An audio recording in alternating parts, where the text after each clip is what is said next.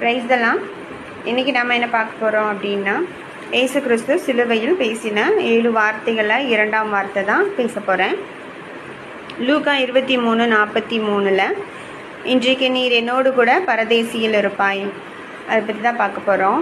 ஏசப்பாவை சிலுவையில் அறையும் போது 2 கலர்கள் இருந்தாங்க. 2 கலர்களும் என்ன பேசினாங்க அப்படின்னா, முதல் கலர் நீ கிறிஸ்துவானால் உன்னையும் என்னையும் ரட்சித்துக்கொள் என்று அவரை இகழ்ந்தான். முதல் திருடன் அப்படி சொல்லட்டான். 2வது திருடன் என்ன சொன்னார் அப்படின்னா, ஆண்டவரே நீர் உம்முடைய ராஜ்யத்தில் வரும்பொழுது அடியேனே நினைத்தருளும் அப்படின்னு சொல்லியிருந்தான். முதல் திருடன் சொன்னது ஆண்டவரோட முகம் சுளிக்கிற மாதிரி இருந்தது. 2வது திருடன் பேசினது ஆண்டவர் கொஞ்சம் ஆறுதலாக இருந்தது. அப்பதான் ஆண்டவர் என்ன சொல்கிறாரு, நீர் என்னோடு கூட பரதேசியில் இருப்பாய் அப்படின்னு சொன்னார்.